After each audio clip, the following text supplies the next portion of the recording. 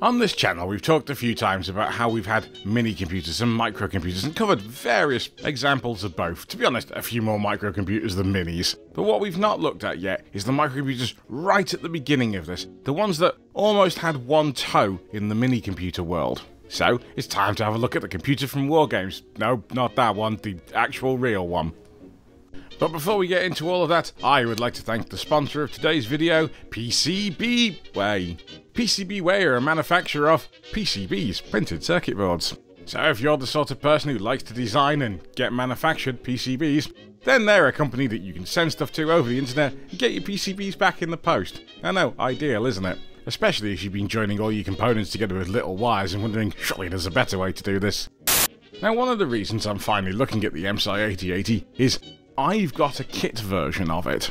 Now, it's not an original one, it's a kit that someone's made to essentially make a replica version of it that fully emulates the machine, and I really wanted an excuse to build it. But also, I got the kit because I wanted an excuse to talk about the IMSAI in a video as well, so this is very much a virtuous circle for me. The company that created the IMSAI 8080 was IMS Associates Incorporated, hence IMSAI. It was founded by William Millard, better known as Bill Millard, a name that may be familiar to some of you because he also started the company Computerland, a big computer retailer in the US. In the late 60s, Bill was working for IBM, and like many who worked for IBM during this period, he left to go start his own business, a software publishing company called System Dynamics, which unfortunately only lasted about 3 years. However, being the sort of person who didn't seem to mind founding new businesses, he went on to go start IMS Associates. Now, this started off as a consultancy firm and was doing stuff that was much more similar to his role at IBM before he left. Now, that company was started in 1972, and by 1974 he was approached by one of his clients to design a computer system, which the client wanted to use in General Motors dealerships. Now, what Bill and his chief engineer Joe Killen had in mind was something much more akin to a mini-computer. It would have terminals, a printer, all connected up to one mini-computer that would have a hard drive as well. But they stopped development on that design when their heads were turned towards the microprocessor. Now, mini-computers had processors, but they were typically made out of a bunch of TTL logic chips on a board at this point in time. What the microprocessor gave you was the entire processor, but just on one chip. This would give a massive cost advantage to manufacturing a machine based around it. In the same way that business calculators moved from being a many-chip implementation to a single calculation chip implementation. Now, one of the companies that had been producing these calculator chips was Intel with their 4004, and it was an Intel chip that caught Bill's eye, the 8080. Now, here was a chip that was offering to do what the 4004 had done for the calculator market, but for the computer market. And in fact, a calculator manufacturer, MIT, who had previously made calculators based around the 4004, had decided to create a machine based around the 8080, the Altair. And it was this Altair machine that they would clone and use as the basis for the IMSAI 8080. So why did they make a clone and not just go for their own design? Well, it's all to do with buses. With the Altair, MIT had created a bus that would later become known as the S100 bus. Now, there's not a lot to this bus, it's basically the CPU signals off the 8080 dumped onto a set of pins of the bus. There's also a couple of standard voltage pins as well at different voltages that you can use to pull power for your cards. With the Altair being the first mass-produced machine to do this, or at least mass by early 1970 standards, the Altair's bus, or S100, became the de facto standard bus for 8080 base machines. Amateurs who are making their own machines, there you put the S100 bus in there. Companies and individuals who are designing their own cards again, they targeted the S100 bus. So there was a certain momentum behind this thing, so it entirely made sense for the IMSAI 8080 to have that bus. And if you're going to have that bus, well, there's not much else about the Altair left to clone. There's essentially the panel at the front, and the Altair's panel design, let's say, was very heavily inspired by mini-computer front panels of the time. In fact, if you were making a system that was targeting business at the time, you were kind of expected to include a front panel like that. Also, if you go with making a clone, it is a much easier way to sell your machine, particularly if the original machine is popular. And for its time, the Altair was. In fact, MIT couldn't make them fast enough, which again was another advantage to cloning the thing, because if you were the Altair clone, well, people could come buy yours rather than having to wait for the Altair. Also, it's a lot easier to persuade people to buy your thing that's like an Altair, but a bit better, than it is to say, hey, see this brand new thing that you'll have to develop different software and hardware for, why don't you come and buy that? So let's have a look at the IMSAI 8080 itself. Now, I don't actually have one myself because they were never really sold that much in the UK and they are terrifyingly expensive now. But I do have some lovely photos. Now, for a microcomputer, this thing is very mini computer-like in that it is just a computer, nothing else. And by that I mean, this thing does not have a display. There is nowhere to plug in a screen or monitor. There's no keyboard input. It is just a processor, some memory, and serial interfaces where you can connect printers or terminals. So, just like a mini computer, it's designed to be used via a dumb terminal or a teletype. So, if we open the machine up, we'll see that the right 1/3 of it's dominated by what's a donkingly huge power supply. But at the time, it was quite a good, high-quality power supply, particularly if you compared it to the one in the Altair. The left 2/3 is dominated by the backplane, or the bus, which is just a PCB with a number of slot connectors on it. There really isn't very much to this thing, electrically speaking. Although this is another area where the IMSAI got a bit better than the Altair, in that it had 22 slots on the version they shipped with, as opposed to the 4 on the Altair. All the actual things that make up the working parts of the computer, well, they're all on cards, including the CPU. So the IMSAI originally shipped with a board labelled MPU-A, which was the board that carried the CPU. And actually, there's not much else on that bus. There's the CPU, the clock generator, and some line drivers for the bus. That's basically it. Oh, and of course the connector for the front panel. So to get a working computer, you're going to need a few more cards in your bus than just that one. You would need some memory cards, so the CPU actually had some memory it could use, and you'd need at least one I/O card so you could plug a terminal into it. Now later on, IMSAI would produce a board known as MPU-B, which was the replacement for MPU-A, and this board had the CPU and a few more things on it as well. So as well as your CPU, clock generator, bus line drivers, etc., you also had serial and parallel I/O, so you could have a printer and a terminal. It came with a very small amount of RAM, and you'd have between 1 to 4K on there, and a 1K ROM as well. We'll come back to that ROM later. With MPU-B, you had a more or less very basic working machine with just one card, although very few people just had the one card in there. Typically you'd see people adding at least another RAM card in there, and they might want some more I/O cards to have more serial ports, or slightly more exciting things like a cassette interface board.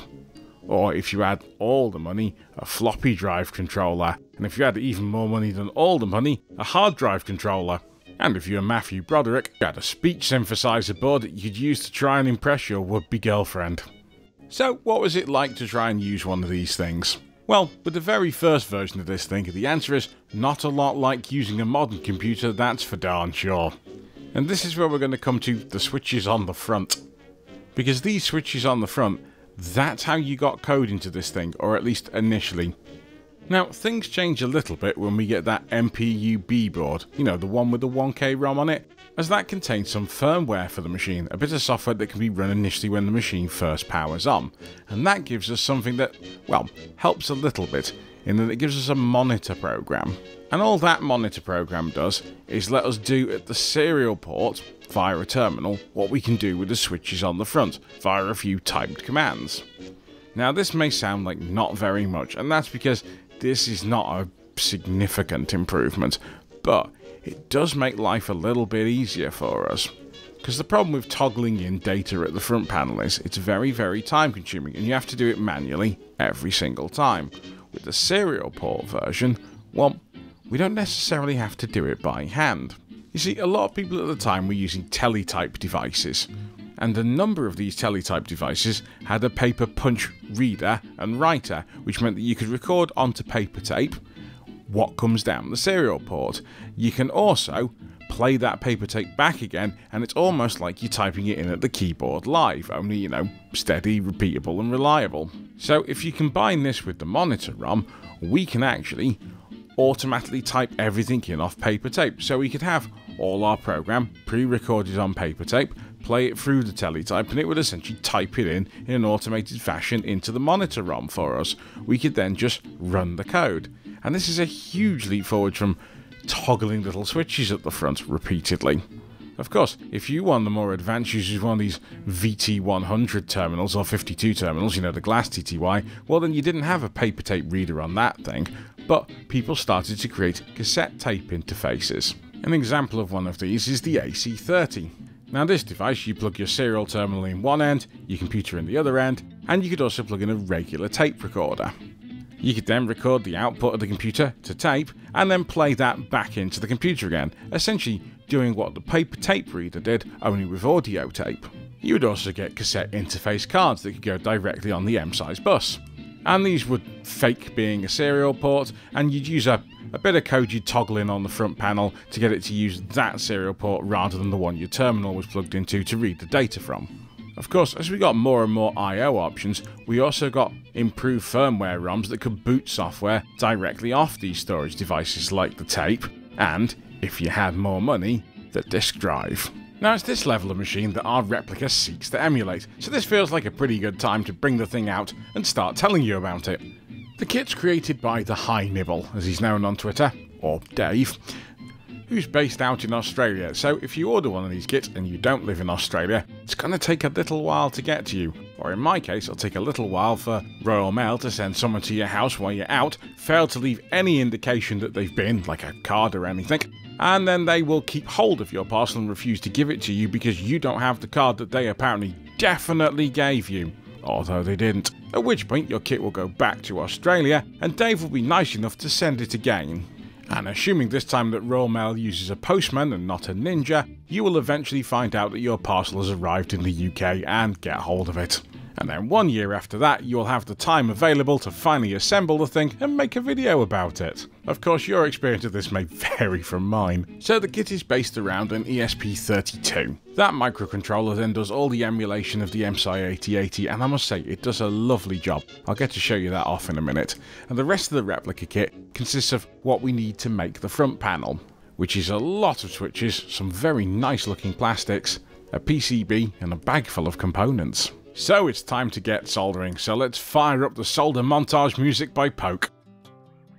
The first bit unfortunately involves doing some surface mount components, and I hate doing surface mount soldering, I really do, because it's difficult and I'm not brilliant at it. But here's my cheaty method of doing it. You use a lot of flux, put a tiny bit of solder on the end of your iron and just dab the pin. You secure the first pin to hold the chip in place, and then you do the second pin at the opposite corner, again hold the thing in place, then you can solder all the rest of the pins. And you get something that hopefully doesn't bridge any of the pins, but does a good enough contact, and I just about manage it this time.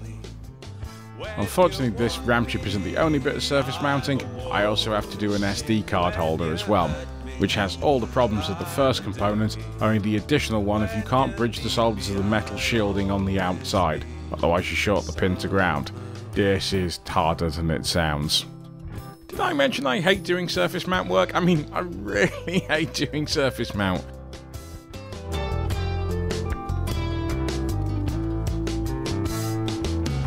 I've walked so many planks that I'm running out of deck. If you'll be my foghorn. Fortunately, all the rest of the components are through hole.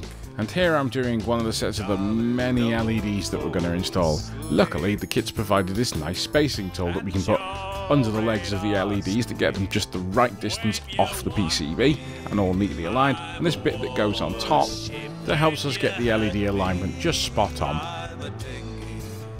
When you need me, I'll always be a submarine.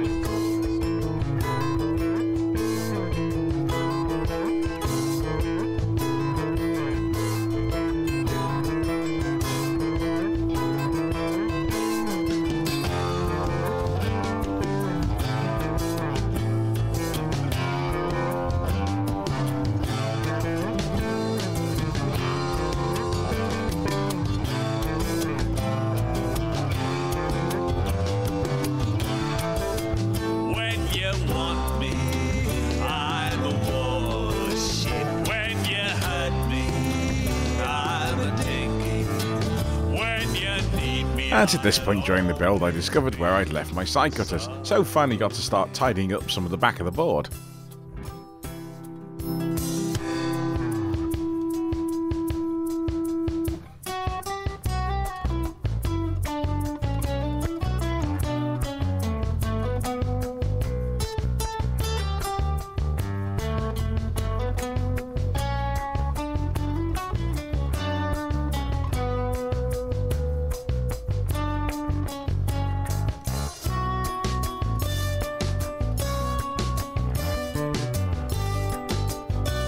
We've got a number of sockets for all our dip chips, so we'll get those all soldered on.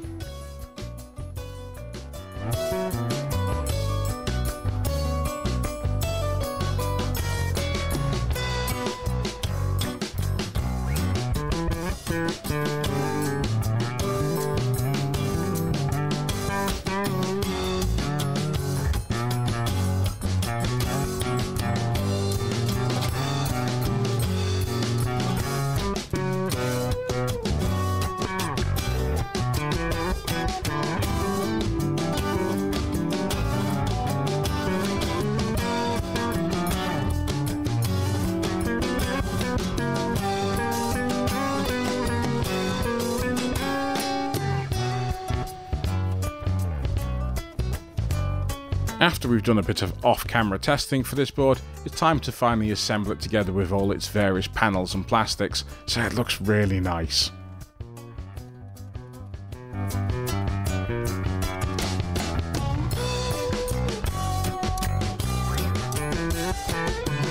And finally we have all the toggle switches to do.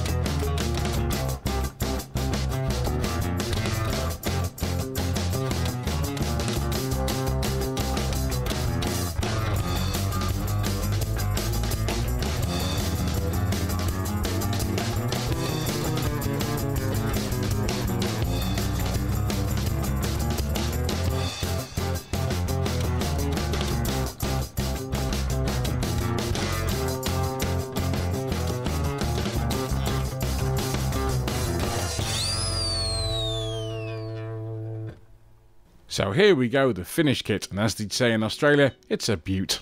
Or at least I'd assume they would say that due to my watching of Neighbours when I was a child. Now, if you're going to buy one of these, don't use my video as your assembly guide, because I really did rush through this just to show you how it's built and give you some idea as to what it's like to put one together. There's a lot of testing steps I did that are not on camera.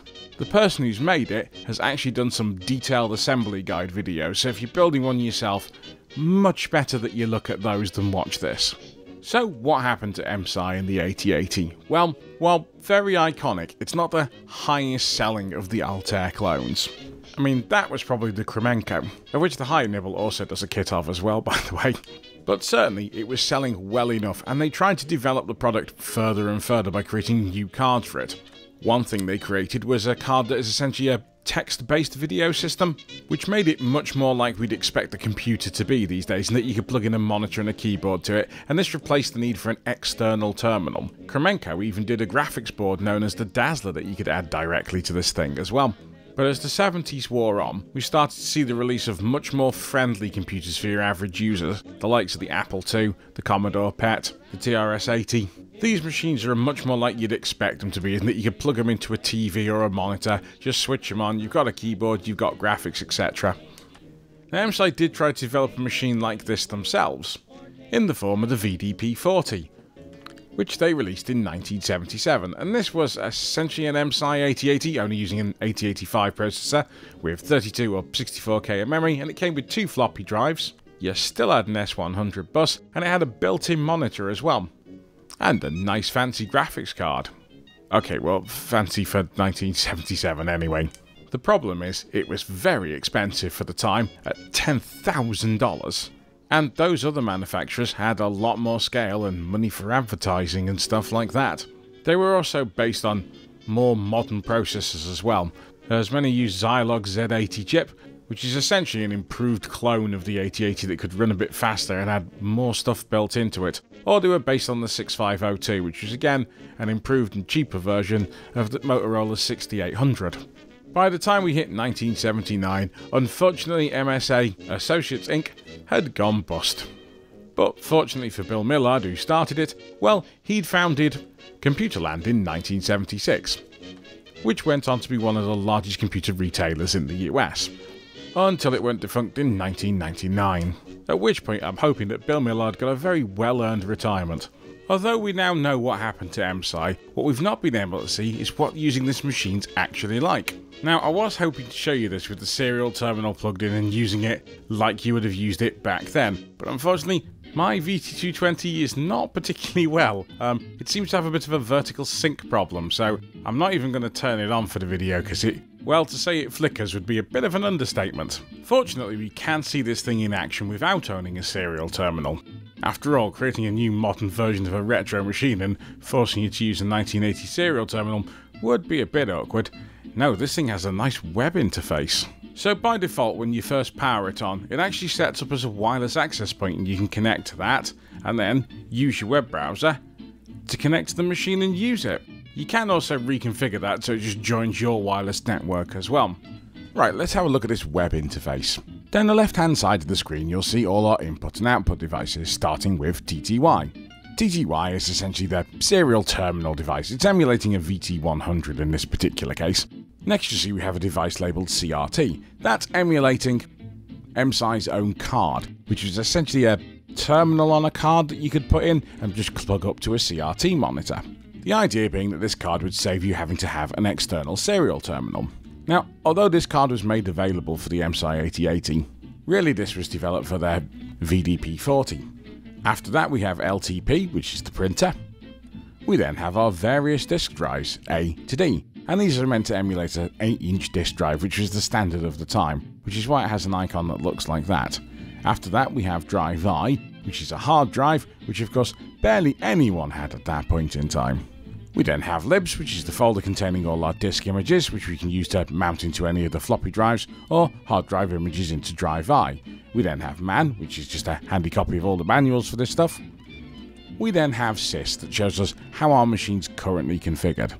CPL gives us access to the control panel at the front, or at least a very small part of it. It allows us to hit the stop, run, clear, reset buttons, those sorts of things. We then have the output of the Kremenko Dazzler card, which is an early graphics card. We'll come back to that in a bit later and let you see some very early computer games with graphics. And the last couple of devices are the Cyclops camera, which is again made by Kremenko, and you can think it was like a very early web camera, only, there's no web. And it's black and white and incredibly low resolution. And as for its frame rate, you kind of feel like the plural might be inappropriate. In terms of how this is emulated, well, it hooks up to your webcam through your web browser. And the final device is a joystick, which I've not yet figured out how to use, which will become very evident later on. I also should mention, because it's been on screen the whole time, is there's a paper tape emulator as well, which is what that yellow rectangle is, which allows us to load in paper tape images and use our machine like it's a proper old school early 70s box. Right, let's get this TTY device into full screen so we can see this thing running CPM. As you can see, we're left with this A prompt because we are on drive A. Yes, DOS and Windows did steal the disk labeling system used by CPM. DOS users will also notice we got some .com files there, and yep, they're exactly what you think they are, because again, DOS borrowed the extension used by CPM, although you won't see .exe because that was a DOS thing. Let's change over to drive B and run SuperCalc. While not the first ever spreadsheet program for CPM, in fact that would be the first spreadsheet program, VisiCalc, it did run on a much wider variety of CPM machines, so it pretty much took over from VisiCalc very quickly. And it's pretty much what you would expect for a spreadsheet program. It does a lot of the things a modern spreadsheet program does, and spreadsheets were the killer application for the microcomputer. It's what really drove forward the early adoption of these machines. Of course, one of the other big business uses for these machines was word processing. And here we have WordStar, which at its time was one of the most popular word processing applications. Now earlier I mentioned the Dazzler and the possibility of games. Well, it's finally got to that point. Prepare to be underwhelmed. Here we have Space War, or at least the implementation for the Dazzler. Now this is not going to be the most inspiring footage, partially because I can't get the joystick interface to work, and therefore all these ships are going to do is repeatedly crash into the star due to the fact that gravity's pulling it in. And the other reason you won't be particularly impressed is, well, it's not particularly impressive. Or at least even by graphic standards 2 or 3 years after this.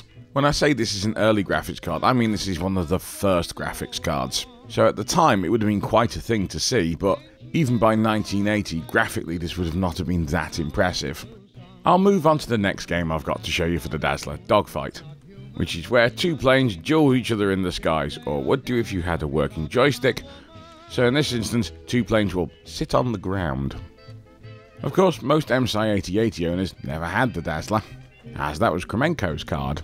But they did have some games to play, even if those games had to be text-based, and no game is more text-based than the text adventure game. I mean, the clue is very much in the title. And in that genre at the time, one of the most popular series of them were Zork. In fact, we had Zorks 1, 2, and as we have here, 3. Now, I'm not really going to sit and play this here in front of you, because for the purposes of a video, a text adventure game is really not very exciting. If you got all the way to the end, I'd like to say thank you very much for watching. I would also like to thank Richard Masters and Poke for letting us borrow the Soldering Montage tune. If you enjoyed this video, why not click that little thumbs up button that YouTube has created to indicate that fact? And if you'd like to help the channel out, then feel free to hit that subscribe button, as it really does make a huge difference as to whether YouTube can be bothered showing these videos to other people.